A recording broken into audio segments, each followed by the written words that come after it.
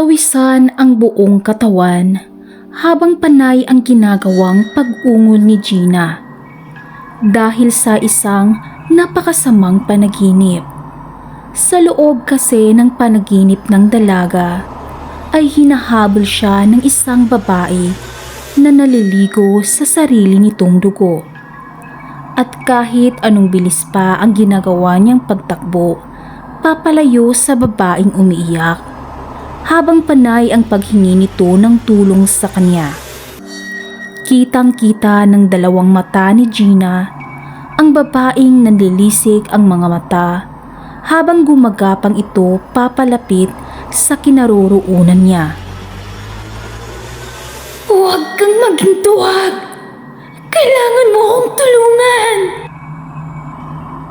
Ramdam na ramdam ni Gina ang init at malansang hininga ng babae nang nagawa siya nitong maabutan at pilit na pumaibabaw sa nangangatog niyang kalamnan dahil sa takot. Anak, iha, gising, gumising ka. Anong nangyari sa'yo? Bakit panay ang ginagawa mong pag-ungol? May nararamdaman ka bang masakit? Nang tuluyan na ngang nagising si Gina, agaran niyang niyakap ang kanyang ina at hindi pa niya napigilan ang mapahagulgol sa pag-iyak.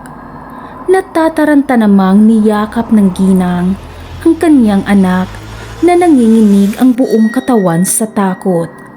Kalaunan ay dumating na rin ang doktor na siyang magtatanggal ng bendang nakabalot sa kanyang ulo at mata. Oh, gising na pala ang pasyente ko. Congratulations, Gina. Dahil naging successful ang naging operasyon ng ginawang pagsalin ng mga mata ng donor. Napangiti naman ang dalaga habang panay ang ginagawang pagtango. Hindi niya maipaliwanag ang sayang nararamdaman ng mga oras na iyon dahil ito ang kauna-unahang pagkakataon na masisilayan niya ang ganda ng mundo. Sa loob kasi ng 19 na taong bulag siya at puro kadiliman ang kanyang nakikita. Sa wakas ay matutuldukan na nang tuluyan na ngang matanggal ang benda sa kanyang mata. Marahan niyang inimulat ang kanyang mga mata. Napaiyak na lang sa tuwa si Gina nang tuluyan na niyang nasilayan ang mukha ng kanyang ina na nakangiti sa kanya habang maluha-luha pa ito. Binalingan niya ang doktor nang marinig niya itong nagsalita. Mrs. Montenegro, kailangan mo nang manatili ni Gina ng 3 pang araw sa loob ng ospital upang maobserbahan namin ang kanyang mga mata. At kapag tuluyan na siyang gumaling, pwede na kayong umuwi at maaaring sa bahay na ninyo ipagpatuloy ang pagpapahinga ni Gina at ang pag-inom ng mga natira pa niyang mga gamot. Sa ngayon, kailangan mo munang magpahinga, Gina. Habang nagsasalita ang doktor, hindi magawa ni Gina ang makinig dito dahil naririnig niya ang mga naglalagotukang mga buto. Nanlalaki ang mga mata ng dalaga nang makita niya ang isang figura na unti-unting umakyat sa kanyang kama patungo sa kanyang paa. Alam kong nakikita mo ko. Tumingin ka sa akin. Kailangan mo akong tulungan! Kailangan mo akong tulungan!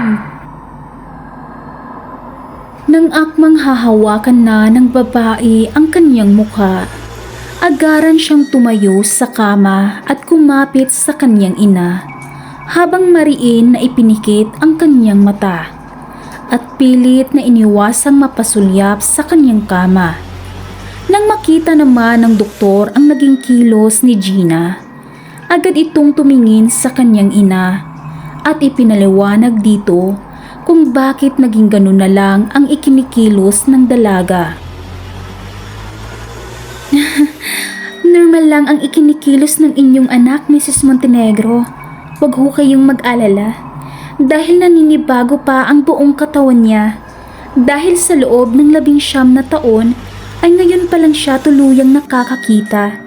Pero huwag kang mag-alala. Dahil paglipas ng ilang araw, ay tuluyan na ring masasanay si Gina. Pagkatapos magsalita ng doktora, agad nitong nilapitan ang dalaga at tinapik ang balikat nito habang nagsasabi ng, "Matulog ka muna, iha, upang makapagpahinga ang iyong katawan. Sa umpisa lang yan at sa mga susunod na araw ay masasanay ka rin." Nang marinig ni Gina ang naging paliwanag ng doktora, agad naman siyang humiga sa kama at ngumiti sa kanyang ina. Habang mahigpit ang ginagawa niyang paghahawak sa kamay ng kanyang ina, habang panay ang pagpisil ng paulit-ulit nito. Nang makalabas na ang doktor at ang mga kasamahan nito, tiningnan muna ni Gina ang kanyang ina bago niya tuluyang ipinikit ang kanyang mga mata. Kahit may takot na nararamdaman ang dalaga sa kanyang dibdib, na kapag makatulog siya ay muli na naman niyang makikita ang babae sa kanyang panaginip.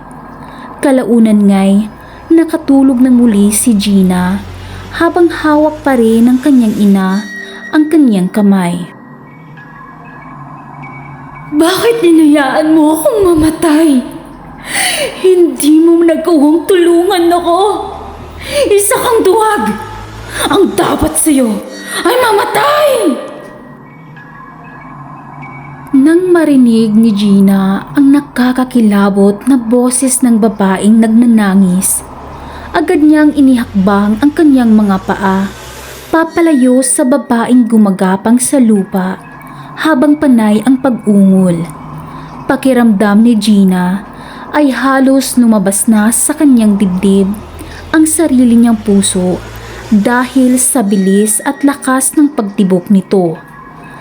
Kahit anong takbo pa ang ginagawa niya, ay nakapagtatakang hindi man lang siya nakaalis sa kanyang kinatatayuan. Kitang-kita ng dalaga ang babaeng papalapit sa kanya, habang panay ang paglagatukan ng mga buto nito sa katawan. Sa bawat paggapang ng ginagawa ng nilalang, hindi rin nagtagal ay tuluyan na ngang nakalapit ang babae kay Gina at mahigpit na hinawakan ang mga paa niya, dahilan upang mapahinto siya sa pagtakbo, at unti-unting tiningnan ang mga kamay ng babae. Ramdam na ramdam ni Gina ang kilabot sa buo niyang katawan. Ngunit hindi niya magawang mapigilan ang kanyang sarili na huwag tingnan ang babaeng nakahawak sa kanya habang malakas na umuungol. Kitang-kita ni Gina ang nanilisik nitong mga mata at ang mga durog nitong mga paa. Laslas din ang liig ng babae habang panay ang pagbulwak ng dugo sa sugat na naroon. Napasigaw ng ubod lakas ang dalaga nang marahas na hinila ng babae ang kanyang dalawang paa, dahilan upang bumagsak siya sa lupa. Pailing-iling na iniangat ni Gina ang kanyang ulo dahil nakaramdam siya ng pagkahilo. Hindi pa man tuluyang nakabawi ang dalaga sa pagkakahilo. Agad na padako ang kanyang paningin sa bandang paanan niya nang maramdaman niya ang babaeng marahang gumagapang habang panay ang ginagawang pagsisigaw nito.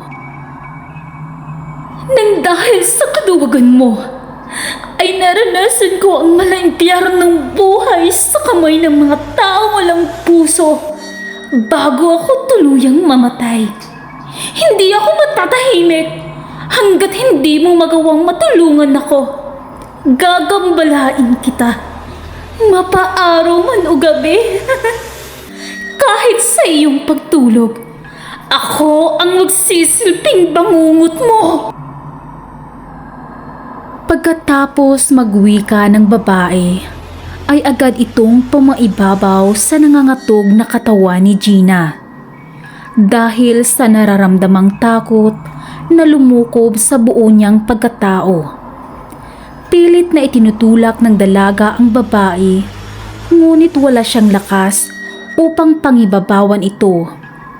At kahit anong pagpupumilit ng dalaga na makawala sa babae na marahan na siyang sinasakal, ay hindi pa rin niya magawa. Pahigpit ng pahigpit ang pagkakasakal ng babae sa kanya, at nararamdaman na ng dalaga ang kawalan ng hangin sa kanyang baga. Nagpupumigla siya sa pagbabakasakali na magawa ng bitawan ng babae ang kanyang liig. Isang napakalakas na sampal ang dumapo sa pisngi ni Gina. Dahilan upang magising siya, naghahabol siya ng kanyang hininga at mabilis na umupo sa kama. Napahagulgol siya sa pag-iyak habang mahigpit na yumakap sa kanyang ina. Natatarantang dinaluhan ng ginang ang anak nito habang bakas sa mukha ang pag-aalala at pagtataka. Ma, papatayin niyo ako. Hindi niyo ako titigilan. Anak, Gina, sinong papatay sa'yo? Sino ba ang gumagambala sa'yo, ha? Bakit ka ba nagkakaganyan? Hindi na magawa pang sumagot ni Gina nang muli na naman niyang narinig ang mga lagutok ng butong na babali na ilang beses na niyang narinig. Hindi maipagkaila ng dalaga na naging kabisado na niya ang tunog na iyon. Mahigpit ang pagyakap niya sa kanyang ina at ayaw na niyang balingan ng tingin ang babaeng marahang lumalapit sa kanya. Napasigaw na lang si Gina sa takot nang maramdaman niyang muli na naman siyang sinakal ng babae. Sa takot niya ay naitulak ng dalaga ang sariling ina. Dahilan upang mapasalampak ito sa sahig.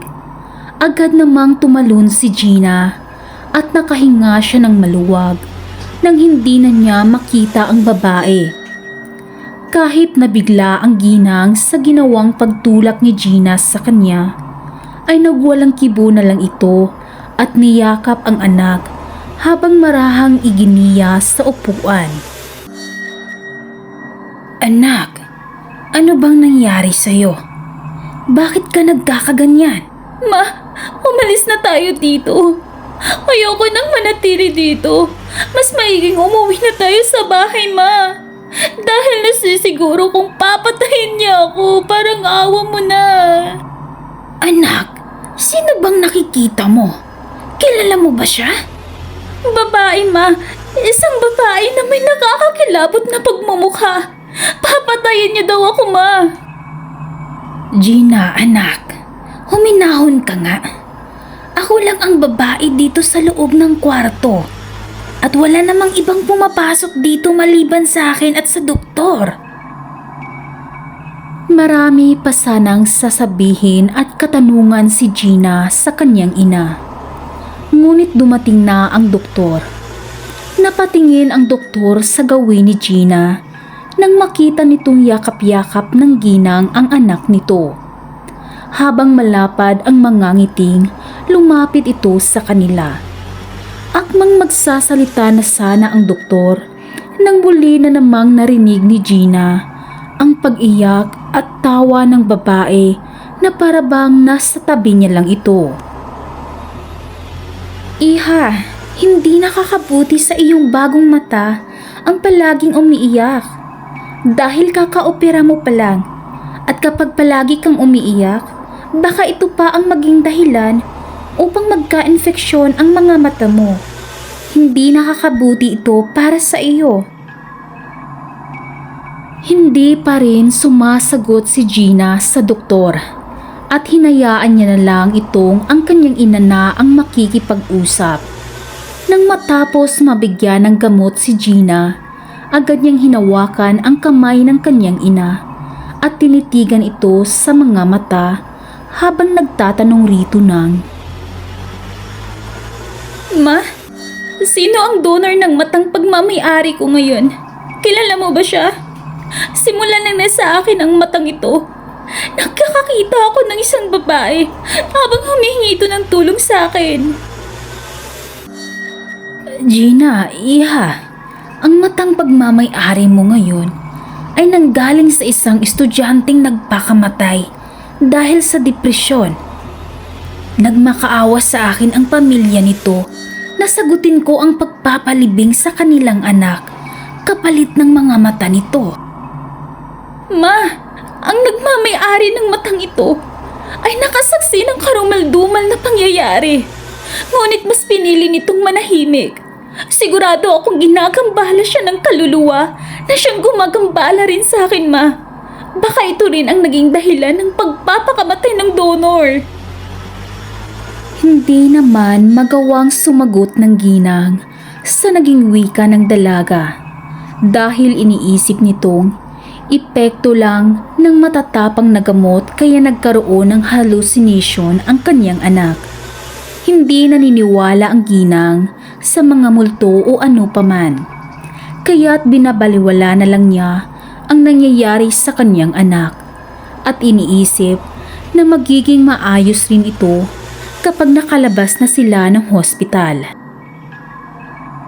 Ma, ano na? Mananahimik ka lang ba? Wala ka bang sasabihin?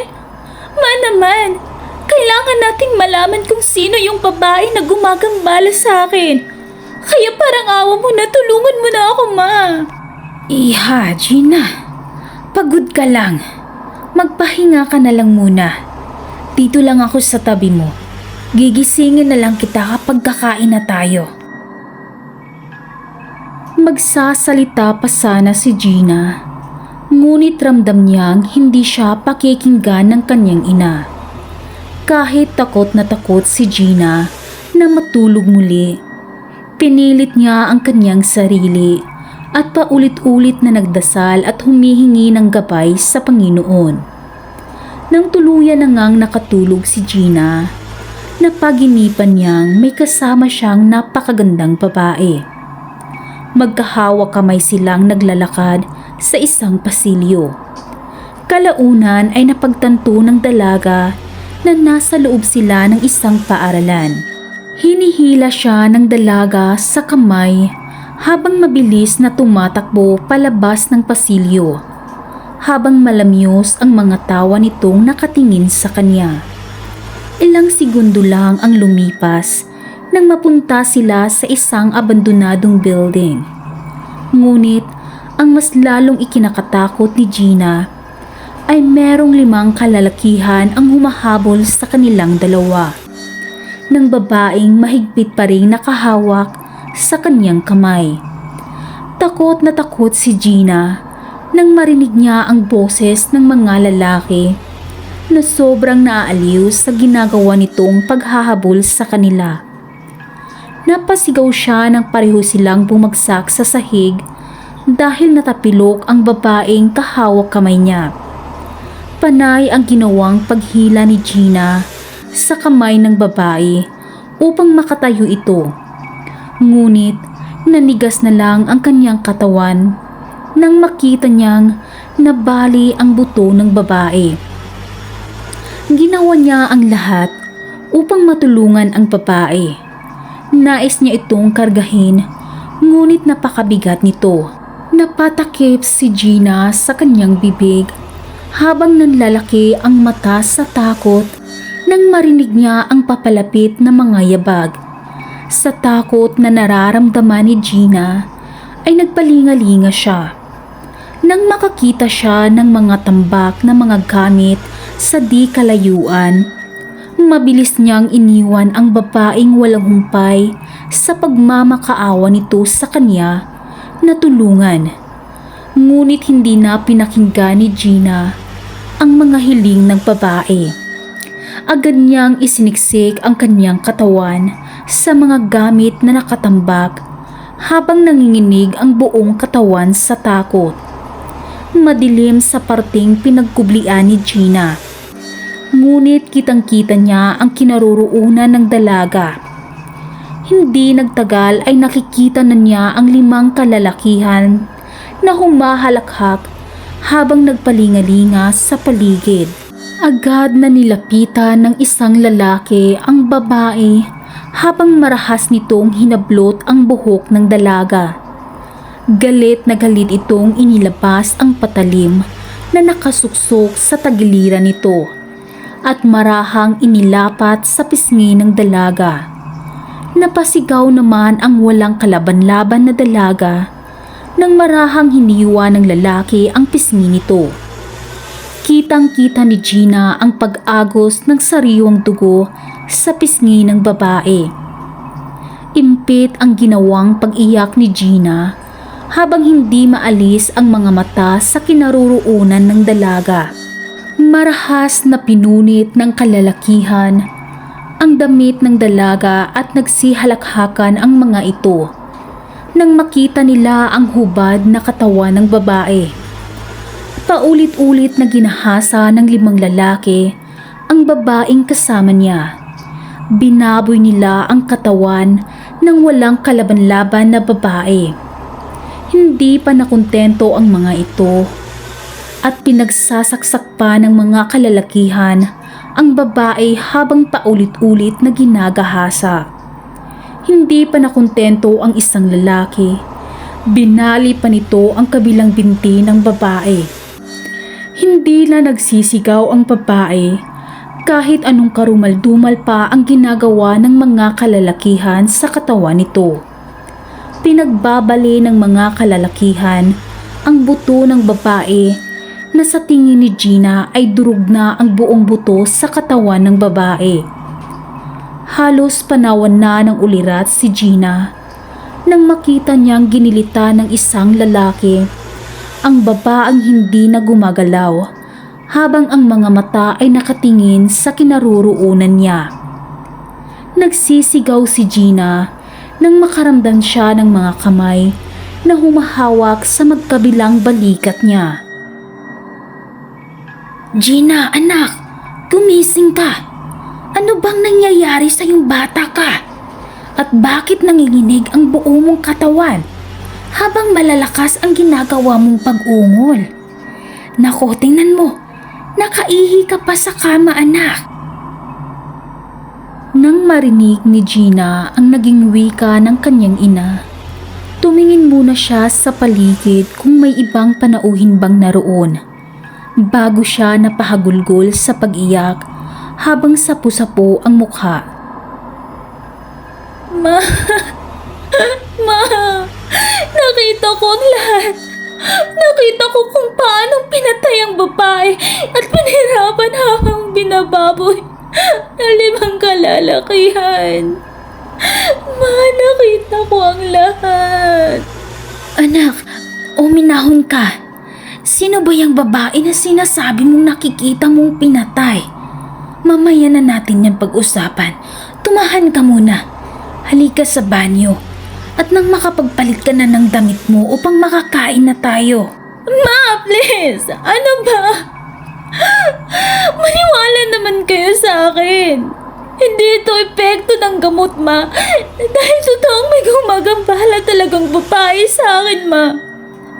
Nakita ko ang lahat. Nakita ko kung paano siya pinatay, ma. Siyang gumagambala sa akin, ma. Ano ba? Maniwala ka naman.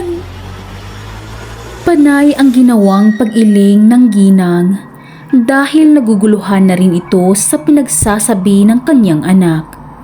Nang matapos ng kumain ang mag-ina, agad namang naupo si Gina sa kama habang panay ang paglingon sa buong silid na parabang anumang oras ay may aatake sa kanya. Ilang oras ang nagdaan ay nakahiga na silang mag-ina sa kama. Ayaw nang matulog ni Gina dahil sa takot na baka kung ano na naman ang makikita niya sa kanyang panaginip. Kahit anong pilit na labanan ni Gina ang antok, ay napangibabawan pa rin nito ang kanyang wisyo at hindi nagtagal ay tuluyan na nga siyang nakatulog. Sa panaginip ni Gina ay nananakbo siya sa isang masukal na lugar. Sobrang dilim ng buong paligid. Panay ang pagsisigaw ng dalaga habang humihingi ito ng tulong. Sa kakatakbo niya ay hindi niya namalayan na nakaapak siya ng isang malambot na bagay. Dahilan upang bumagsak siya sa lupa. Pilit na inaaninag ni Gina ang bagay na naapakan niya at ganun na lang ang pagsisigaw ng dalaga nang makita nitong gumagalaw ang bagay na iyon at unti-unting umupo sa kanyang harapan. Kitang-kita ni Gina ang nanlilisik na mga mata ng babae.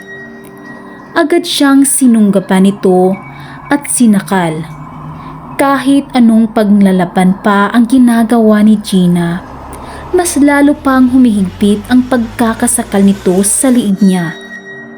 Napasikaw sa takot ang ina ni Gina nang makita niyang sinasakal ng dalaga ang sarili nito. Nagsisigaw ang ginang sa paghingi ng tulong sa mga nurse at doktor. Nang makapasok na ang mga ito, ay hindi rin mapigilang mapasigaw dahil sa nakakatakot na pagmumukha ni Gina. Nanlilisik ang mga mata ng dalaga habang may mga dugong nanunuyo sa gilid ng mata. Nang mahawakan ng doktor ang katawan ni Gina, nang hilakbot ito nang malaman nitong naninigas na ang buong katawan ng dalaga na para bang gabi pa lang ito binawian ng buhay.